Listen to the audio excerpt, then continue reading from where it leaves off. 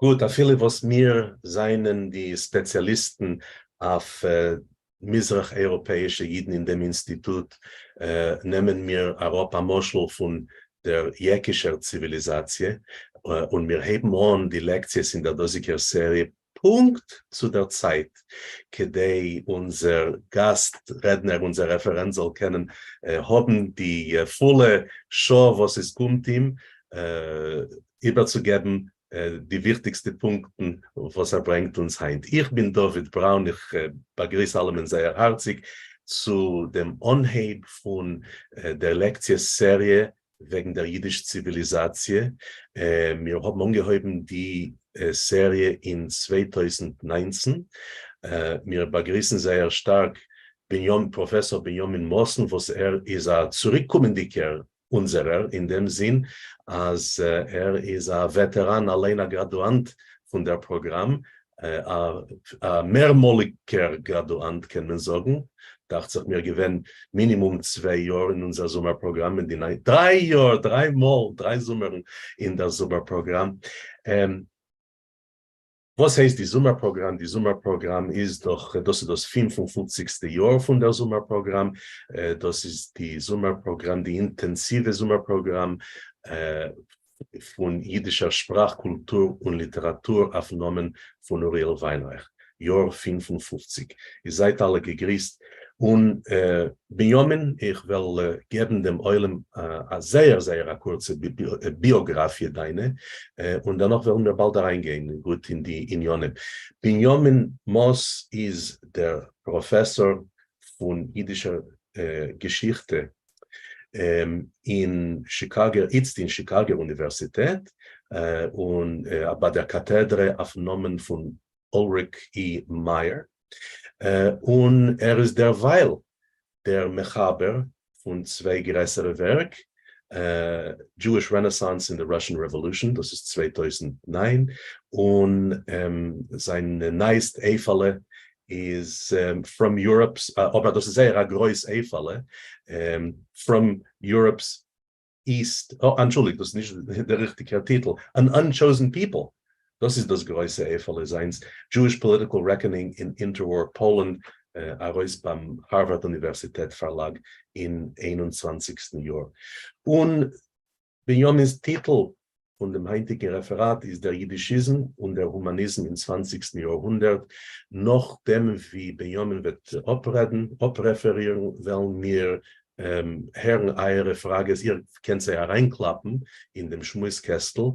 Ich will vorlehnen a Kitzer von die Frage und Benjamin wird können entfernen. Ich sei also gut, Benjamin, a Dank sein mit uns, a Covid, a Vergnügen und es wird uns sehr interessieren, was das zu sagen. Wie ständig. Herzlichen Dank, David. Ich will euch herzlich verdanken dem Ivo. Es ist mit der seltene Fried und mit ihrer Covid, was ich nehme sich Redenheit für die Studenten und Lehrer von Ivos Max Weinreich Programm. Es ist der Programm, was hat mich erst durchgelost zu der Fried von dem jüdischen Wort. Habe ich mir gebogen die Werte von Jakob Gottstein. Und jeder hebt sich und will ich anerkennen meine Lehrer. Sommer 1995, 96, 97. Und meine Hauptlehrer, Dr. Mordechai Schechter, Covid sein Andenk. Und ihm so lange Jahren, Dr. Avrom Noverstern. Euch Hannah Cooper, Covid ihr Andenk. Und seit so lange Jahren, Meschke Alpert, dienen sie mit Irene Klepfisch und Dr. Bruchalam. Und jetzt muss ich sich teilen mit meinem, das muss ich tun, und wie soll, entschuldigt. Gut, Share Screen.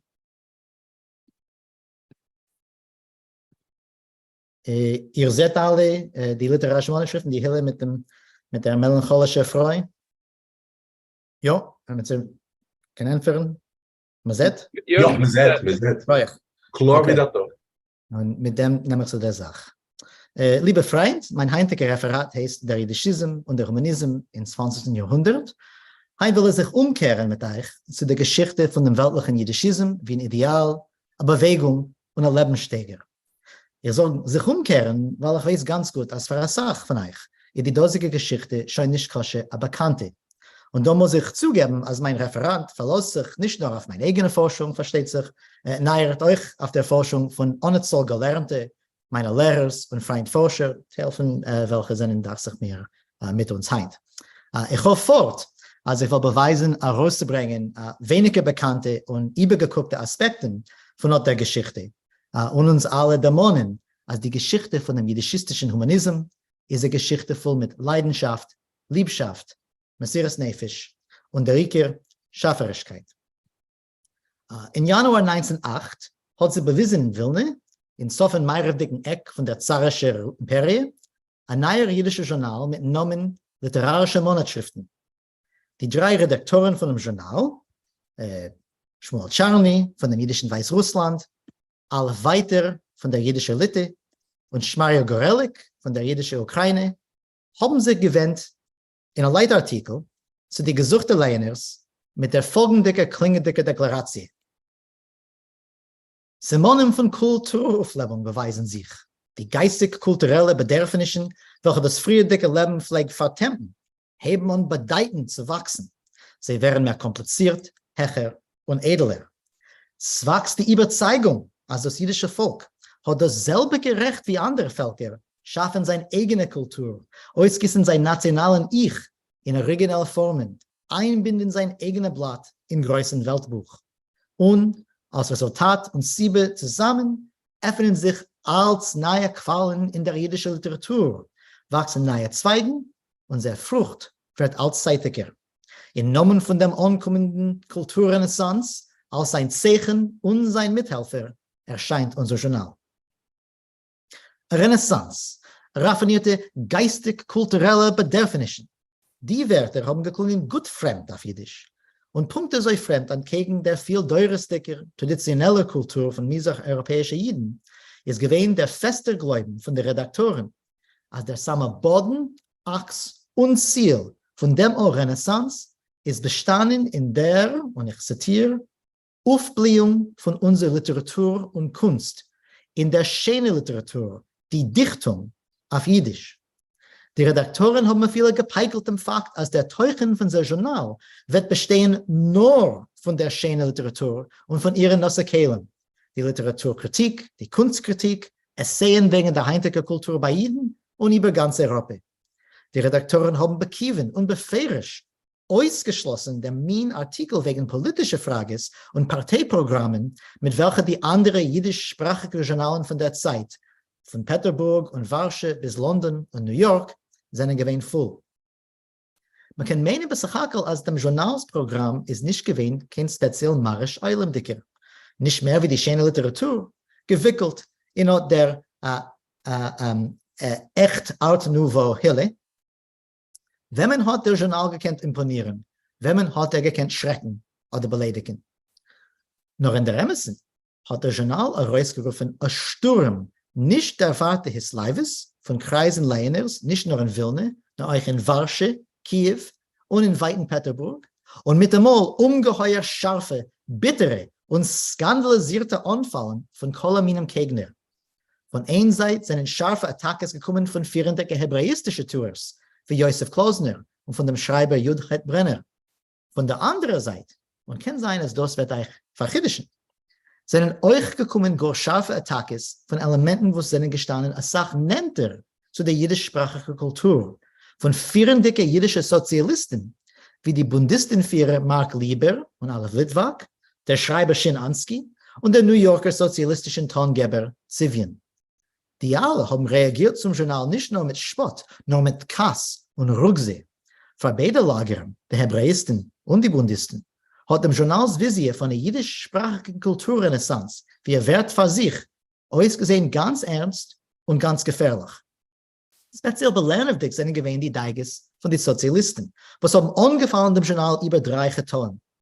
Erstens hat sich stark zerrudert dem Journals positiver Zugang zu dem jiddischen Nationalismus oder, ob ihr wollt, zum nationalen Impuls, zu sagen mit dem vollen Mäuel, als der jiddische Volk hat, und ich zitiere, dieselbe Recht wie andere Völker schaffen seine eigene Kultur, ausgießen seinen nationalen Ich in originelle Formen. Zweitens hat sich zerrudert dem Journals befehrisch politischer parteiischer Zugang zu der jiddischen Kultur wie ein Wert für sich. Die 3 Redaktoren haben allein gestammt von 3 verschiedenen Parteien. weiter von Bund, Gorelek von den Zionisten und Charny gewähnt a Golas nationalistischer SS-Sowjets. Noch ärger, die Redaktoren haben Offenheit konstatiert, als Davke a freie Mitarbeit zwischen national gestimmte Tour mit die Unterschieden von Partei und Ideologie ist gewesen absolut nötig für der weiterdickere Entwicklung von der jiddischen Kultur allein. Und ich zitiere, die eigenartige, unnormale Bedingungen haben zerbröckelt die sozialpolitische Richtungen im jüdischen Volk, gemacht sie nicht wie erg feindlich, eine zu die andere. Der Kulturrenaissance fordert, als auf dem Boden von dem Kulturschaffen sollen vereinigt werden alle lebendigen Kräfte von Volk. Wir wollen durch die Anstrengung von allen schöpferischen Kräften helfen bauen unsere Kulturfestung. Punkte so in die Augen von den Bundisten ist gewesen ein dritter, doppelter Sinn, dem Journals offene Gleichgilt zu dem Massenlerner und seine Neigung zu den neueren, mehr modernistischen Strömen in der jiddischen Literatur.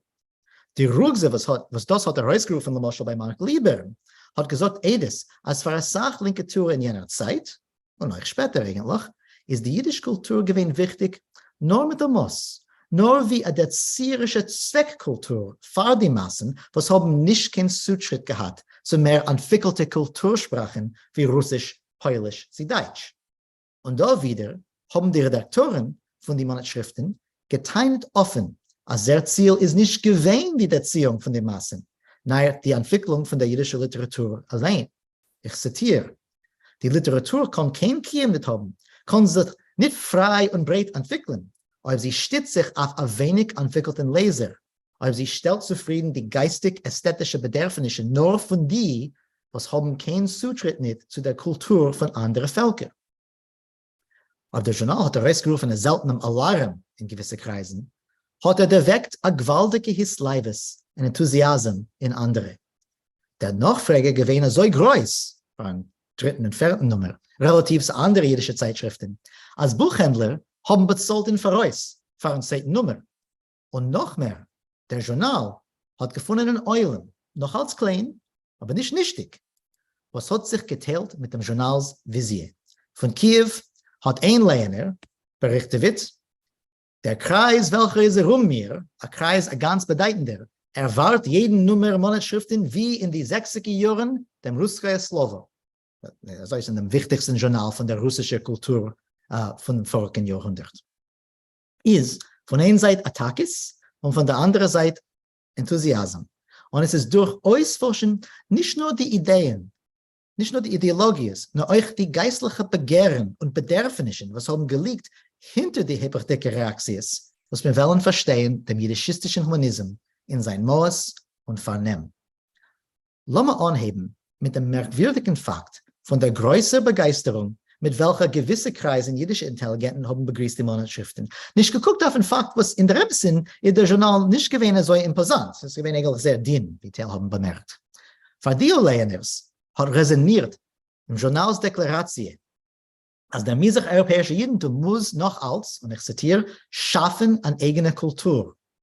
Eigentlich wird jeder von euch, was weiß Gott etwas wegen der misich-europäischen Kulturgeschichte, der jiddischen Kulturgeschichte, sich wundern für eine moderne Konstantierung. Sie hat der 600 Jahre alte misich-europäisch-jiddische Kibbutz nicht gehabt bis Januar 1908, eine eigene Kultur. Er war gehabt, eine reiche Kultur von Landes, Kabbalah, Chassidis und so weiter auf Flaschen Kodesh, besalzen, bepfeffert, ob ihr wollt, mit Volkshochme und Volkssteiger auf Jiddisch. Und die Redaktoren haben das gut gewusst. Shmuel Charny allein ist früher gewesen bekannt in frommen Kreisen in Minsker Gubernien wie in Ille. Ein Talmud Hochem, was hat gekannt, überschwimmen die alle Jammen von Schas und Poskem. Klar, als man es gewesen äußern etwas gar anders. Also hat gefühlt einen geistlichen Durst nach einer neuen Minenkultur, was es noch nicht gewesen, nach Holocaust auf Jiddisch. Und das ist euch kenntlich von den gar traditionellen Begriffen, mit was dem Journals Leitartikel ist gewesen angepickt wird. Renaissance, der nationale Ich, geistig-kulturelle Bedürfnisse, Weltlichkeit. Viele die Wörter Kultur und Literatur sind gewesen Fremde von dem Guckwinkel von der traditionellen religiösen Redlichkeit. Zusammen haben die modernen Termine eigentlich artikuliert eine tiefe, angehende Verwandlung in Bewusstsein und Steger bei einem als wachsenden Soul Jiden. Eine Verwandlung, was hat angeheben mit der 3 Jahrzehnte früher, in die 88er Jahren, aber nicht früher viele.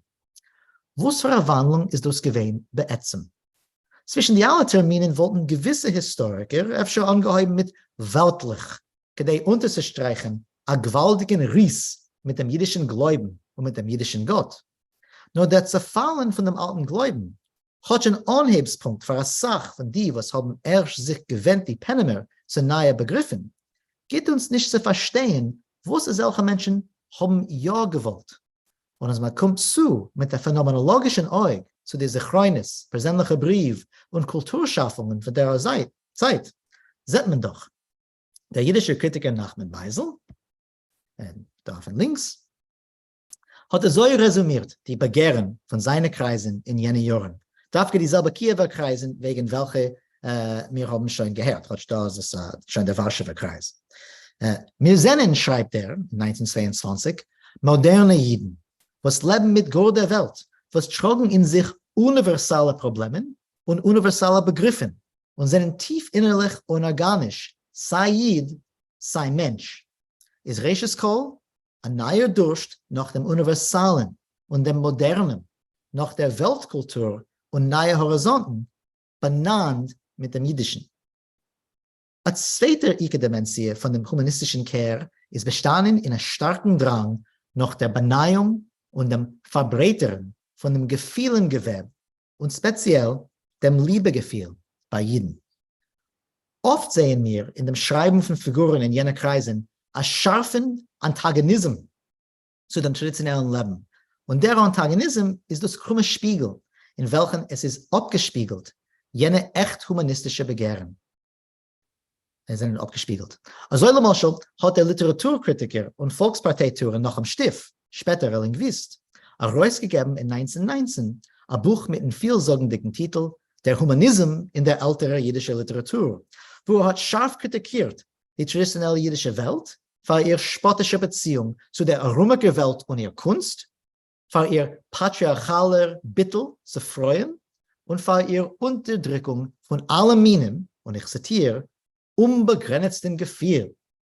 Wir mögen fragen skeptisch, sie, das ist ein jäuscherdicke Porträt von einem alten jüdischen Steiger, nur sicher ist, was es geht uns zu verstehen, nicht nur etwas wegen der schweren Überlebung von einem Abgefahrenen wie Stift, nur euch wegen neue geistliche Begehren und Bedürfnissen in seinen Kreisen.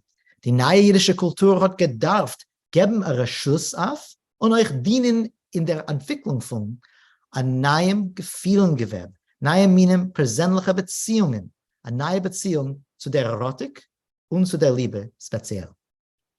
Wie soll können wir aber wissen, auf wie viel die Forderungen sind gewesen ernste, tief gefühlte, nicht nur eine diskursive Mode von der Zeit, vor der dekadenten Zeit.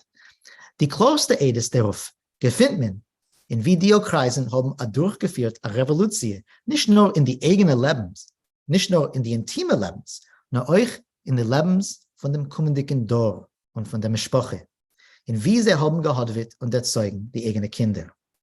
Da hören wir dem früher der Mountain Shmuel Charny in 1912, wenn er allein mit seiner Frau haben angeheuben zu haben ein eigenes Kind.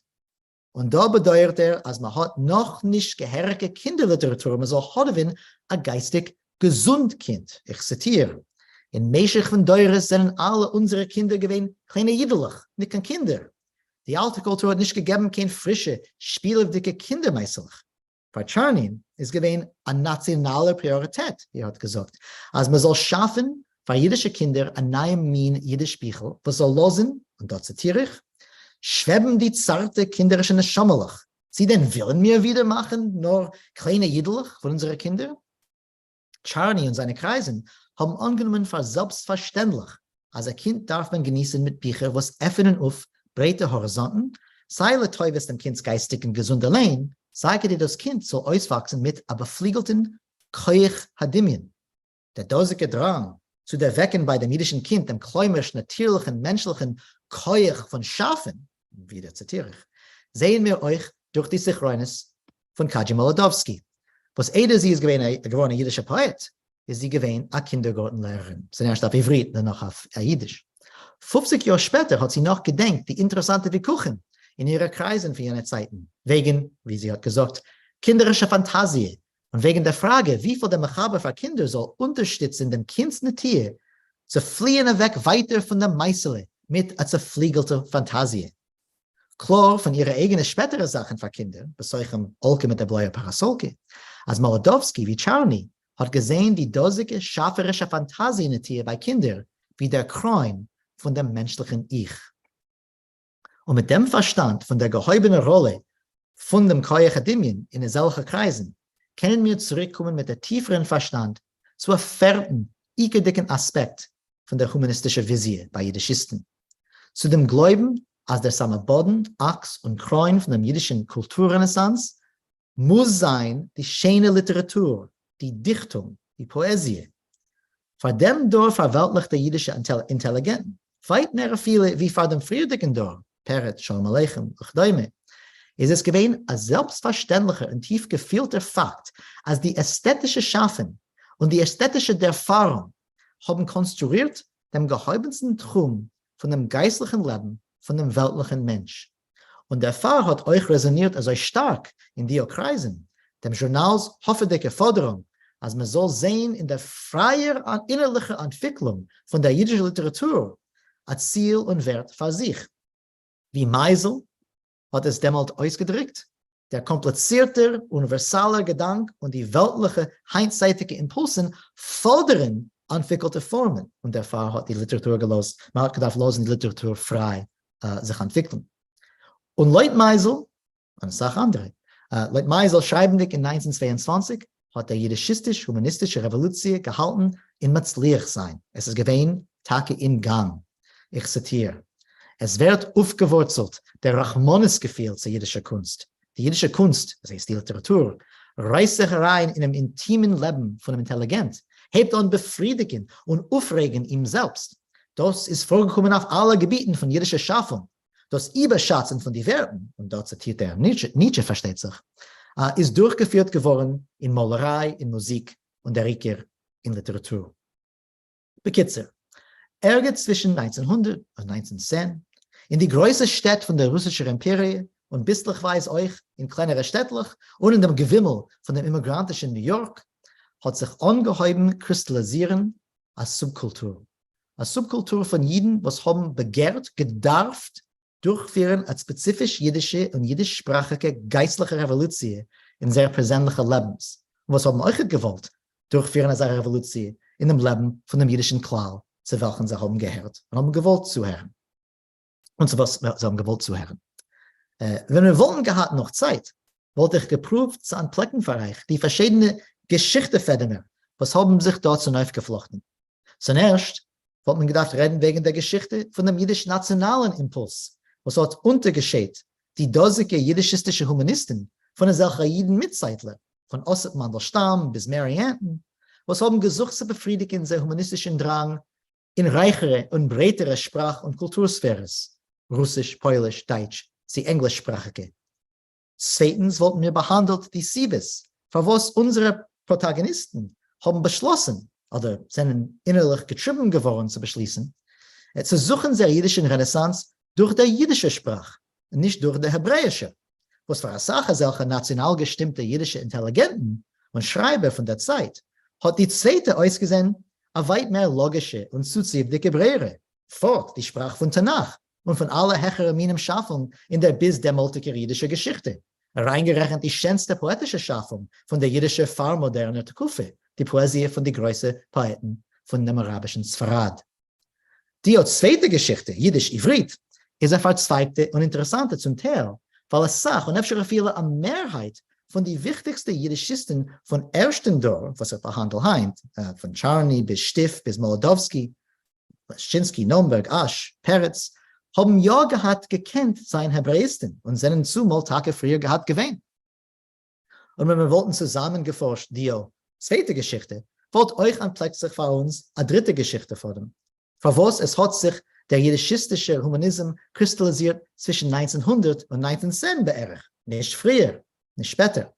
Da wollten wir sich reingetracht in der pionierische Arbeit von den friedlichen Jiddisch-Schaffer, was haben nur halb geglebt in die Kulturkäufers von Jiddisch und fortdreist experimentiert mit der Sprache und gewissen, was sie kann. Wir wollten behandelt Sholem Aleichem, was hat erst konsolidiert, der samme Begriff von der jiddischen Literatur wie Literatur für sich, hat geführt sein Mischproche-Leben auf Russisch und gewähnt ein übergegebener herzlianer Zionist, politisch. Oder wir wollten genommen jemanden mit Peretz. In 1888, beim samen Anheben von seiner jiddischsprachigen Karriere, hat dreist deklariert, also wird schreiben eine neue Mien jiddische Literatur, nicht für einen Massenlerner, nur für einen sophistizierten, modernen Intelligent. Nur, guck sich zu, hat gemacht jene Deklaration, dafke auf Hebräisch, weil hat noch nicht vollkommen geglebt, als Jiddisch kennt seine Sprache von der modernen Gedanke. Und hat allein geführt sein Sprache-Leben auf Polisch. Und fort hat abgegeben die kommenden 27 Jahre von seinem Leben, den Prozess von Entdecken und Weisen, als Jiddisch kennt ja seine Sprache von modernem Gedanke und modernem Gefühl. Es ist gewähnt dank Dio und ohne schier andere Experimenten und Blongenischen vor 1900, was der Dorf von 1900 hat gekannt sich vorstellen, ein moderne Jiddisch und menschlich Leben im Ganzen auf Jiddisch.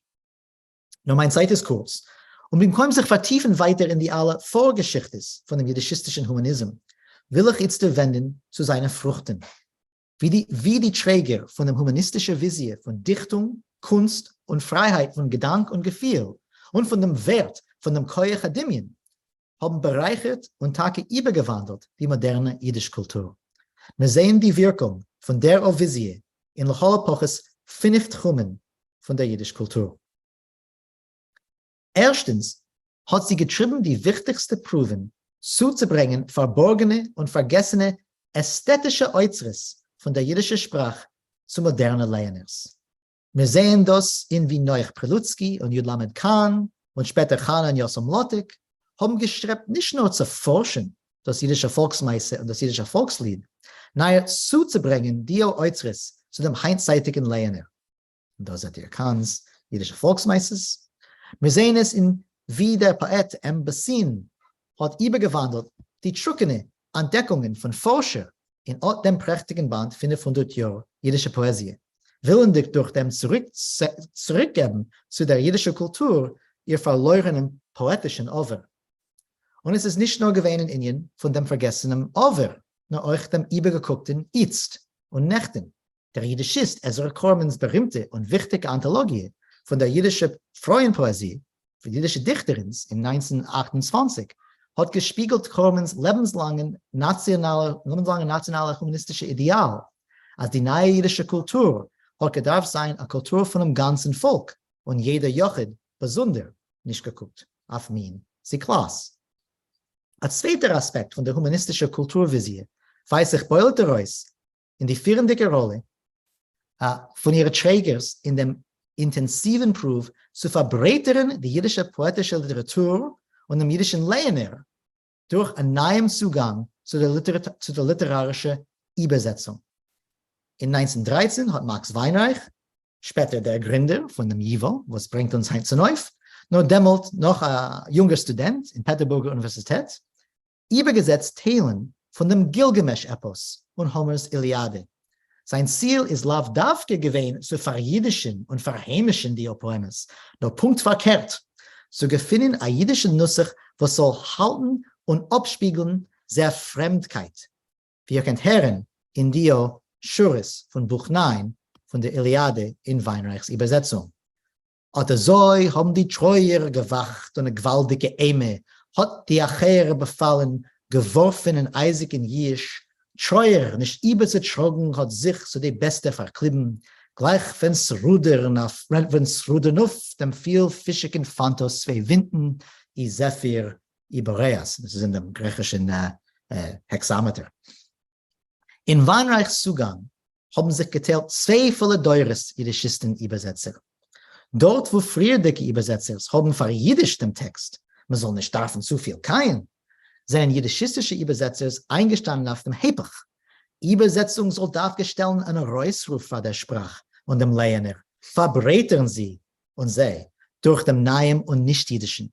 Nur so hat die jüdische Kultur gekannt sich entwickeln in einer Weltkultur, wo sein Doppelberuf ist auszudrücken und zu befriedigen alle geistlichen Bedürfnisse von dem modernen Jid und zu verbürgen dem Jid in der guten Welt.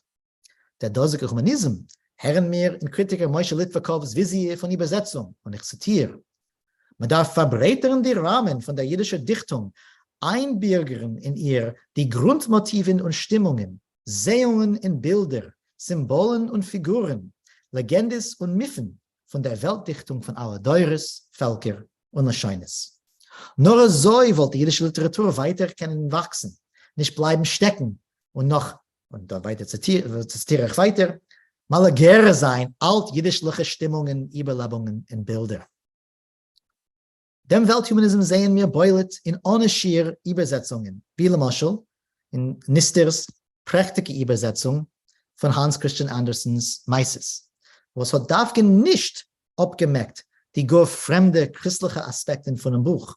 Euch der Neuer durch jüdische Kinder, hat gemeint, muss und können sich bekennen mit anderen Weltkulturen, ohne kein Zensur zu jüdischlichen Meures. Und als man redet schon wegen Kinderliteratur, ist die Kinderliteratur gewesen noch ein Traum, wo die Träger von jiddischistischen und humanistischen Idealen haben gespielt die führende Rolle. Der frühere Montanister und mit seiner Andersen-Übersetzung ist nur eine von einer ganzen Reihe kinderbücherlich, teilübergesetzte, teiloriginelle, was haben sich bewiesen in den Jahren hart vor und hart nach der Ersten Weltmilchome, dank jiddischistischer Herausgeber und Presses, was haben direkt gewendet zu jüdischen Mechabrim, sie sollen helfen geben dem neuen jüdischen Kind wertvolle geistliche Speis. Schon in 1913 hat der Kletzken Verlag in Vilna, die wichtigste von den ausgesprochen jiddischistischen Presses, angehoben herauszugeben das erste wertvolle jiddischsprachige Literaturjournal für Kinder, Grineke Bemelach. Zwischen 1917 und 1919 haben ein Halbtutz jüdische Presses, meistens in Kiew, geschaffen, mamash a yesh ma'ayin, mit der ganzen Reihe Kinderbücherlich für die jüngsten Kinder, mit Bildern von führenden jüdischen Künstlern. Da sieht man Arbeit von der Sitzki, von Rybak, von Tscheikow in jüdische Kinderbücher von jener Zeit. Führende Poeten und Schreiber wie Leib Kvitko, Jakob Fichmann, David Bergelson, Nister und später Molodowski haben gespielt eine zentrale Rolle in dem Prozess.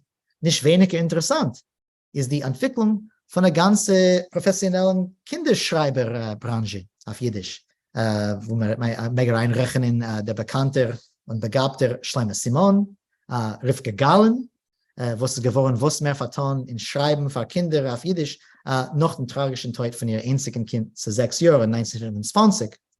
Und Jud Metzger, öfter der Erste zu schreiben YA-Literatur auf Jiddisch. Viertens, Theater. Es gewesen Yiddishisten, was haben angeführt, mediale Kampagnen zu schaffen eine echte Kunsttheatertradition auf der jiddischen Bühne.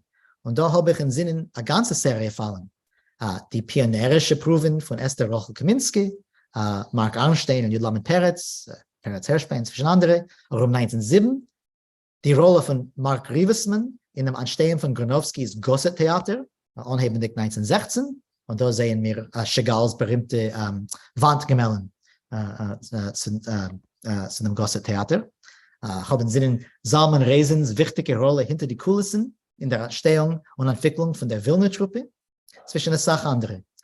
Da hat der humanistische Impuls geschaffen und Umgeduld, der wieder zu einer jiddischen populären Bühne, was tut nicht mehr wie verweilen.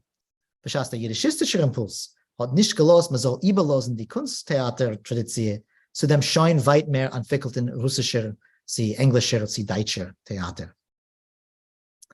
Und die Rolle von diesen Impulsen in der als steigendiger Entwicklung von der originellen jiddischen Literatur allein. Es versteht sich nicht poschet zum Mesten die genaue Rolle von diesen Impulsen entgegen andere, mehr idiosynkratische literarische Impulsen bei jedem Schreiber besonder. Celia Drapkin, ein eigenartiger Call in dem jiddischen Modernism, ist gekommen zur jüdischen Poesie meistens zufällig, dachte sich. Sie ist schon gewesen ernst vertan in der russischsprachigen Poesie, wenn politische Faktoren hat sie geschrieben in New York um 1912. gefindet dort ein sprudelig poetisch Leben auf Jiddisch und gar nicht auf Russisch, hat Drabkin genommen, sich übersetzen und nur später angeheim zu schreiben in Original auf Jiddisch. Was für eine Rolle aber bewusstsinniger Yiddishism hat gespielt in diesem Prozess, bleibt eine offene Frage. Was ihr merkt forschen. Und man wollte gekannt stellen dieselbe Frage und fragt sich uns, mutandis, über es auch andere wichtige Schreiber von jenem Dor und von später. Moshe Halperin, Anna Margolin, Besheves Singer und so weiter. Noch eine Sache andere Fallen ist klar, also bewusstsinniger und mit dem tief gefühlter Yiddishism hat gespielt eine zentrale Rolle, eine Schrieberolle in der Schaffung von solchen Schreiber wie David Bergelson, Moshe Kulbak, Nister, Melech Ravitch, Itsik Manger, Rochel Koren, Yosef Patoshu, Avrom Sutzkever und eine andere. Man sieht also gezielten und gezielten Yiddishism Humanism gearbeitet in der poetischen Weg von dem Gründer von der New Yorker In-Sich-Gruppe Aaron Glants-Leyeles. Und in einem und demselben Moment, wenn fordert unbegrenzte formelle Freiheit für die jiddische Poesie, sie soll verräuschpreisen, modern und modernistisch. Im selben Moment, wo nimmt sich schreiben freie Versen wie Eliot und Pound, nimmt gleichzeitig zu schreiben in die Formen von der europäischen Renaissance-Tekufe, Sonetten und Rondos. Und da sieht man sein Buch Rondos. Da hat gespielt eine wichtige Rolle sein Gefühl und sein Verstand, als die jiddische Poesie wird müssen, ob sie will weiter wachsen, hoch und fest, beherrschen alle ältere poetische Wegen und Stapeln, was sie hat übergehippert. So was sie gekommen zu spät. Jiddisch hat verfällt die MS Renaissance, wird sie kompensieren und erjagen. Da wirkt derselbe Verstand von der Literatur- und Sprachentwicklung, was dort animiert die jiddischistische Übersetzer. Und Tome, ihr meint, als ich lehne zu viel rein, ist ein Fakt.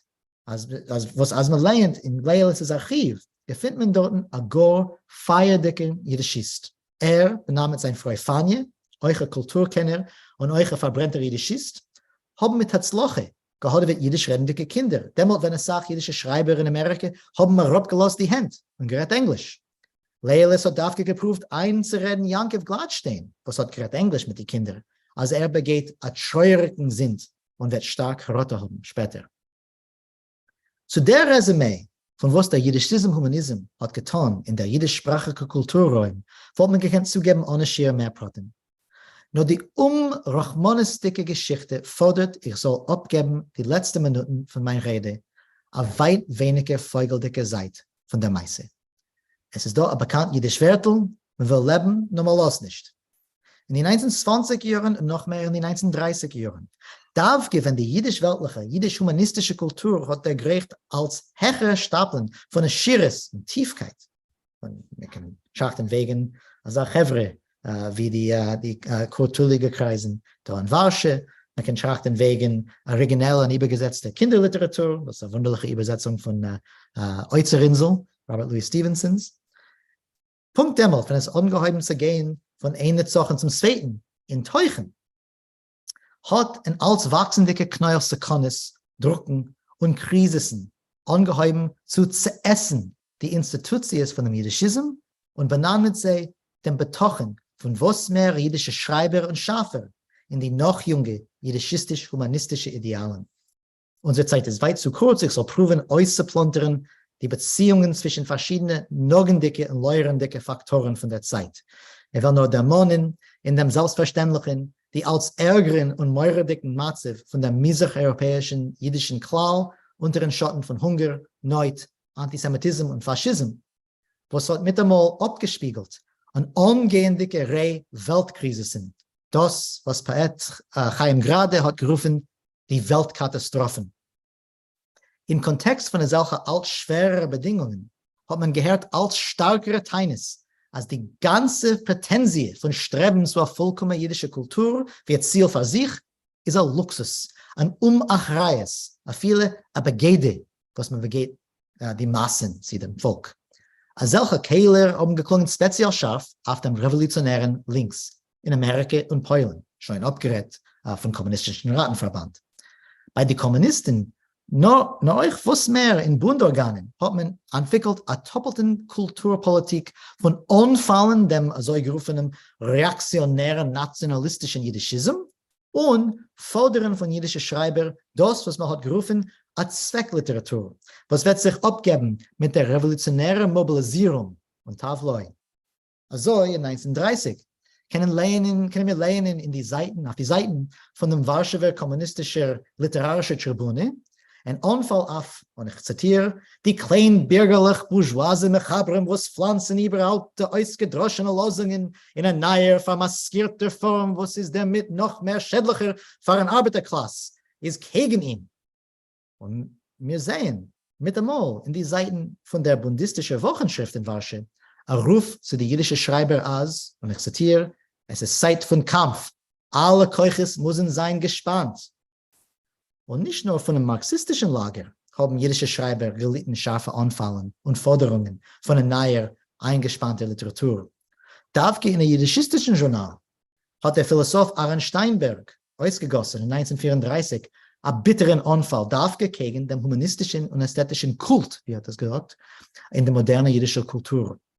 Er hat gedonnert, als der Ästhetizism hat sich herausgewiesen vor dem Hepech von der Moral in der breiteren europäischen Kultur, müssen verweltlichte Jiden sich zurückkehren zum Rambam und zu der Religion.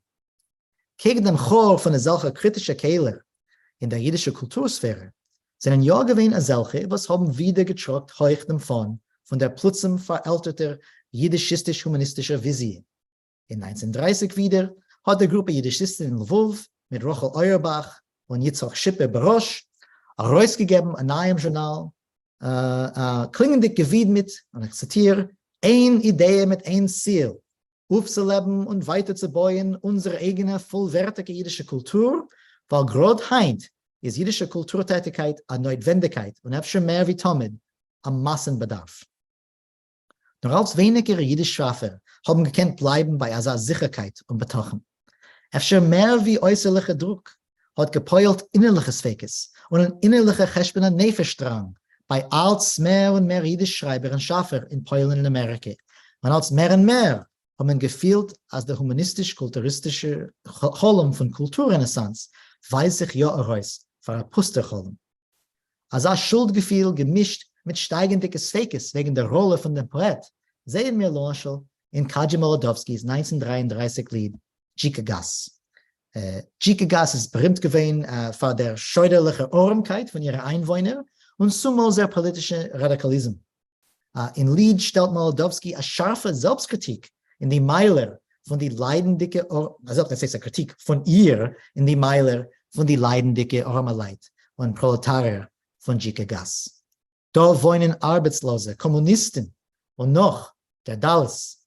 Tagtäglichkeit ist ein blutiger Fall. Klingen alle Dächer mit Unglück, Tischen mit Hunger. Und ich, mit Tät auf mir da mit die Finger. Und sie, die Sängerin, ruhig in ihr Mammen, sie schleppt sich da herum und flecht von unser Unglück Grammen. Und zu seiner Beschuldigung hat Molodowski, und ich zitiere, nicht was zu entfernen, ein Wort.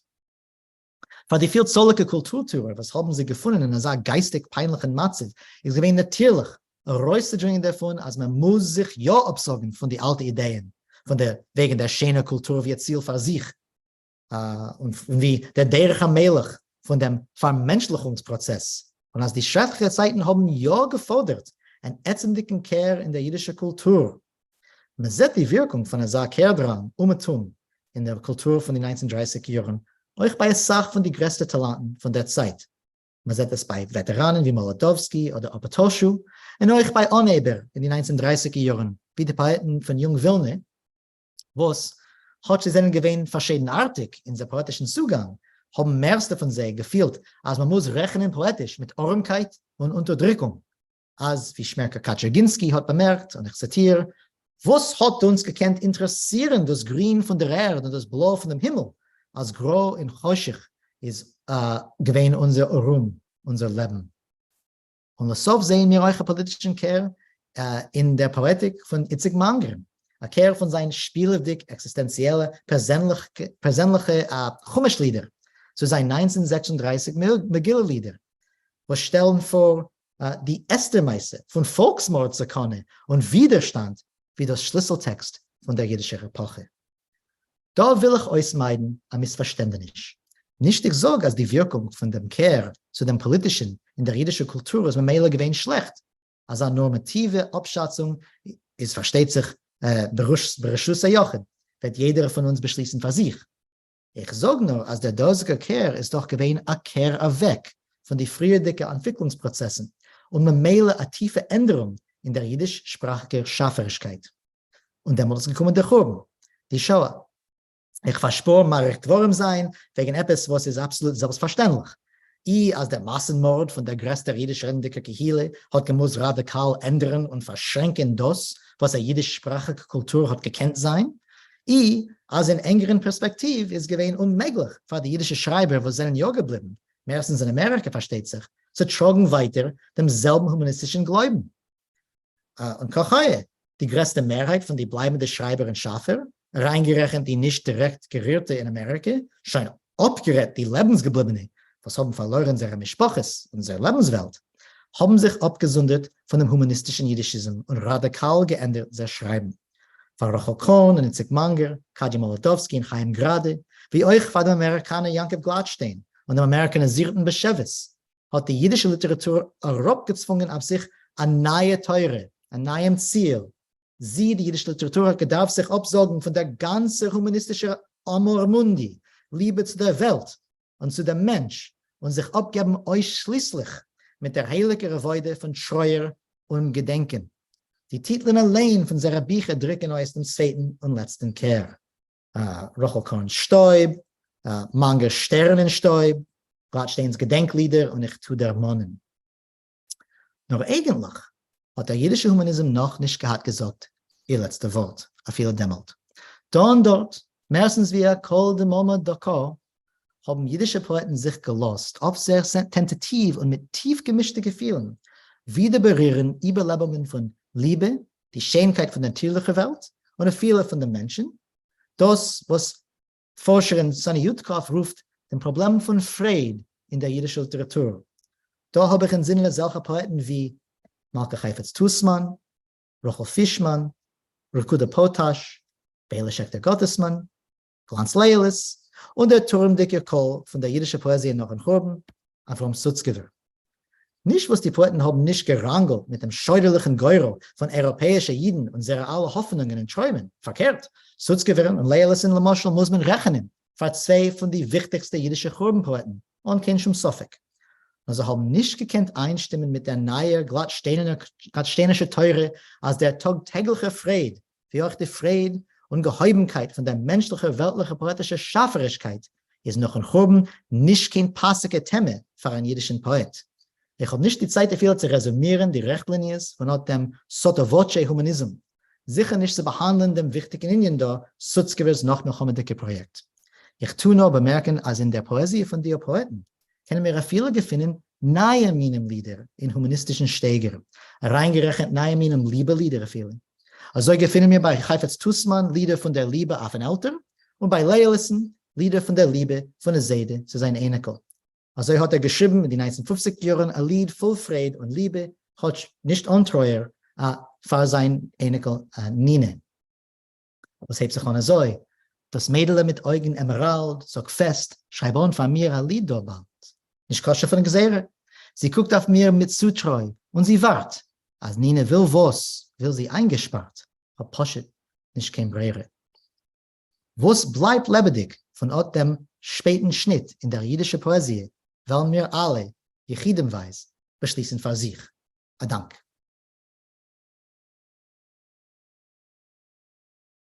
A Dank, Binyamin.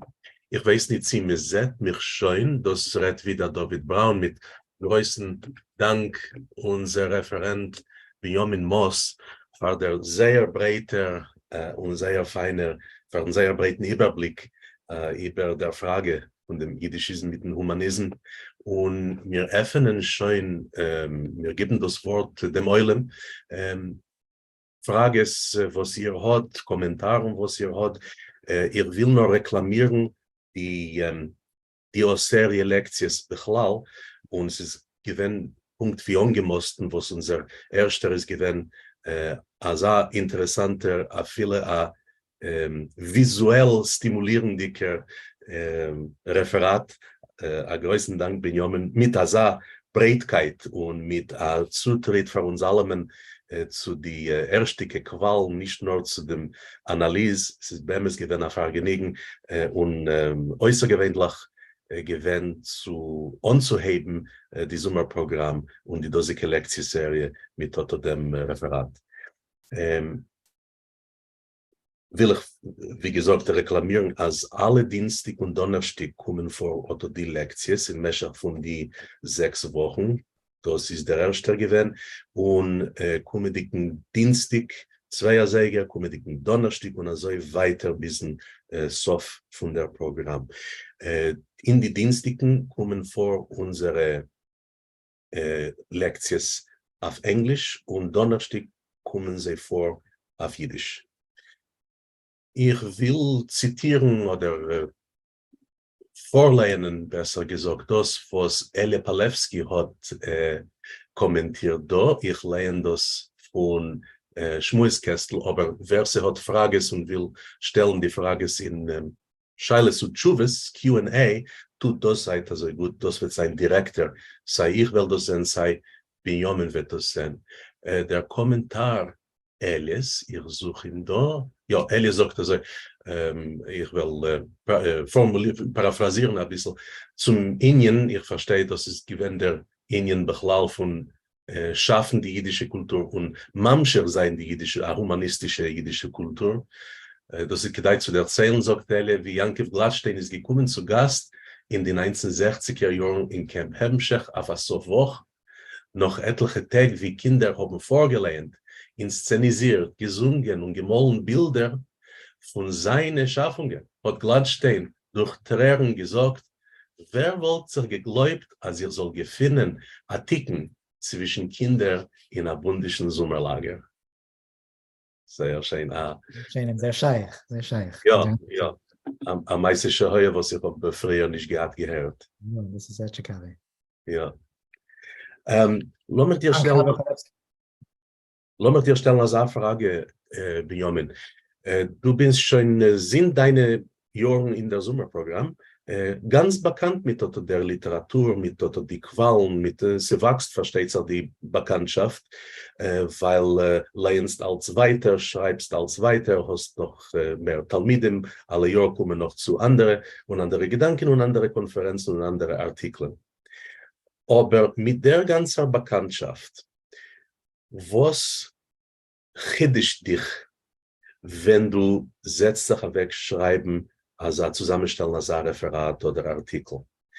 Einmal hast du nicht gewusst, dass Robinson Crusoe ist da auf Yiddish. Und danach hast du sich gewusst mit der Zeit. Ja?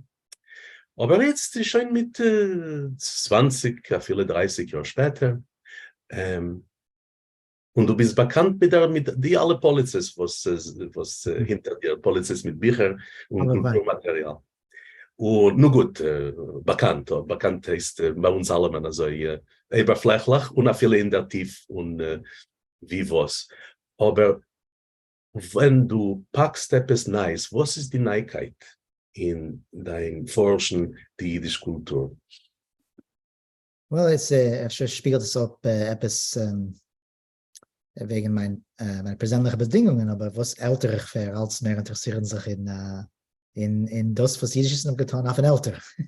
Aber erst jetzt, sie gewinnt sie Glants-Leyeles mit dem beneiden Interesse darf gehen, sein noch mechanische Sachen. Seine mechanische Sachen sind ich weiß nicht, sie sind mehr klingedig, sie haben also einen modernistischen Knack, weiß, was kennt, dunnert, spielt. Nachdem hat sein Schreiben auch sich geändert, aber von der anderen Seite bleibt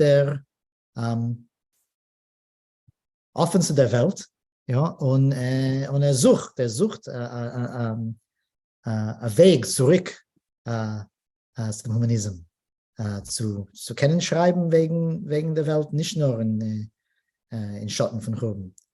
Nicht, was macht, so weg mit der Hand. Und das hat mich, ich habe das nicht früher gewusst, bis ich gemischt gerne seitlich und sich mehr vertonen in seine Sachen. Und ich interessiere sich jetzt darin, was man getan in zweiten Hälfte von Leben. Aber das ist gut persönlich. Das spiegelt ab eine gewisse Zeit. Ein eigenem Gang, ja. Ja. Aha, verstanden. Aber das ist etwas, was du hast sich nicht gerade genommen zu dem früher und etwas, was du hast gefunden in dem an Inhalt, was ist früher der nicht klar gewesen klar. Ja, hat zurückgeredet, wollte ich gedacht auch sagen, als ich habe solche gewähnt zu sehen mit den eigenen Augen, genau als mein lebensvolle, gesunde, viele hoffgedecke Yiddishism in die Kreisen, was wir beide kennen. In die damals meistens New Yorkerische Kreise, nicht zu sein, ich weiß nicht, was über die ganze Welt. Und Dank zum größten Teil mein Lehrer, Manger Schechter, Sholem, habe ich damals ja verstanden, als du etwas äußer die Rahmens von Gladsteins verständlichen Treuer und Yiddish. Yiddish, ja. Und eigentlich in dem Sinne kann man sagen, als ich entdecke, als da eine längere Kiemsgeschichte hinter dem Yiddishism, was ich was schon lange Jahren halte ich für ein Glied davon. Aber ja, ich weiß, öfter ist es nicht so nahe. Es ist etwas, was ich gewusst schon und gedacht entdecken von das nahe. Da habe ich von Borch Avrom Burland eine Frage. Seht ihr öfter in dem neuen Renaissance-Gufe von Jiddisch, heintige Tag, noch ein Aufkommen von einer humanistischen Tradition, also wie die, was ihr beschrieben? Das ist eine gute Frage und ich will nicht sein kein Kategor, ich will nicht sein kriegerisch, schon abgerät, will nicht beleidigen, aber ich wollte gesagt in einem gewissen Sinn als verkehrt, als man sehr beulet, was mehr ein Interesse zu dem Jiddischlichen und auch starke noch weltliche, nicht weltliche Neigungen, Natives, gut wie schlecht, das möchte ich allein beschließen. In einem gewissen Sinn ist mein Interesse zu dem Moment Humanism Apoelioitze, efter ein bisschen ein Absoloches, nicht Absoloches, aber Asamin Kenneth, Apoelioitze, von sehen, wie schwer es ist für uns heint.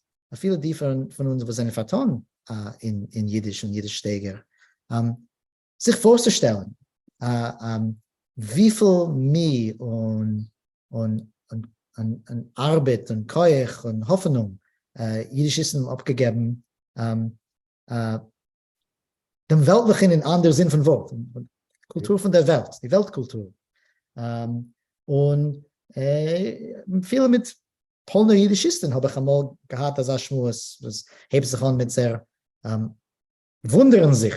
Also Emetzer hat sich abgegeben mit Übersetzen, ich weiß, Robert Louis Stevenson. Wer darf das? Aber darf ja gedacht. Und die Übersetzung ist in Ordnung. Man sagt, versteht sich das, wir haben andere Bedürfnisse. Wir sind alle Menschen, was kommen zu Jiddisch von anderen Sprachen und von anderen Kulturen. Und es kann sein, dass wir haben nicht keinen natürlichen Drang, noch, weiß was, Emily Dickinson auf Jiddisch, man kann es lernen auf Englisch. Aber für sie ist es nicht gewähnt zu lieb, dem, was nicht gerade zutritt. Es ist gewähnt, Teil von sehr Willen kennen, durchführen eine Rumnehmung, geistlich Leben im Ganzen auf Jiddisch. Eine weitere Frage. Wenn du stellst vor, lass mal sagen, in einem Kurs, in einem allgemeinen Kurs von Geschichte, von jiddischer Geschichte, von Nationalismus, von religiöse Gruppen, was sind assoziiert mit einer Ethnischkeit oder Ethnischkeit, was ist assoziiert mit der Religion. Findest du Parallelen, hörst du von Talmidim wegen die Parallelen von seinen Kulturen, von dem Voneinanderbeu von was ist tut sich bei jenem, was ist zum Vergleichen mit dem Jiddischen oder was kommt in Kontrast? Ziehe ich her von damit. Das ist eine interessante Frage. Ich wollte gedacht, der Tracht eine Weile verstehen, auf wie viel die Parallelen sind. Das ist sicher was sehr ähnliche, manchmal verbundene Prozesse in der damaligen hebräistischer und hebräischer Kulturbeuungsprozess. Ja, und das ist dasselbe Volk. Dasselbe Volk und dasselbe Menschen.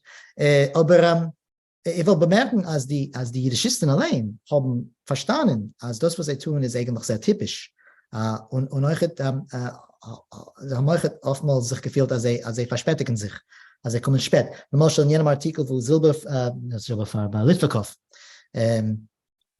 prüft, sich vorstellen, was die Übersetzung muss tun für die jiddische Kultur, für was ist es so wichtig ist sagt befehlisch, das ein Prozess von Übersetzung von jenem Literatur ist, was hat gemacht, zuerst die deutsche Kultur und dann noch die russische Kultur, Weltkulturen. Früher sind sie provinzielle Kulturen. Und wenn die deutsche Romantiker haben verstanden, dass sie müssen haben Shakespeare auf Deutsch. Und die Russen haben verstanden, dass sie müssen haben Goethe auf Russisch. Demut hat man gesehen und gelegt im Fundament von einer gesunde, verzweigte nationale Kultur. Und sie haben allein verstanden, dass das ist sozusagen, wie man kommt zu einer nationalen Kultur. Und er hat schon eine ganz vergleichliche soziologische Bewusstsein wegen dem allem. Gut. Dank Benjamin. 3 Säger schon gekommen, da in New York heute. Und das heißt, dass wir müssen schließen die heutige Lektion. Dank wieder für sein der Schlüsseltongeber von der Serie Lektions das Jahr bei dem 55. Jahr von der Sommerprogramm aufgenommen von der Real Weihnacht beim Ivo. Kommt wieder, Chaveren, Dienstag und Donnerstag in die kommenden 5 Wochen. Und Benjamin eine außergewöhnliche Lektion bei uns. Wir wollen wegstellen dem Referat auf unser Aufladen, das in YouTube, in dem Kanal von Ivo, wird es bleiben auf ewig. Wir wissen nicht akkurat, wie lange ewig ist, aber derweil verstehen wir, also das wird sein auf ewig auf unser YouTube-Kanal. Der erzählt eure Chaveren, wer sie hat neu gehabt und wer hat gelernt etwas, als andere können euch top mal zutritt zu unserer ganzen Serie und zu der dosigen Lektion. Dank euch allen, dank allem für den Kommen, dank Benjamin für der Gelerntheit, für der Breitkeit und für der Interessantheit. Herzlichen Dank, Geduld.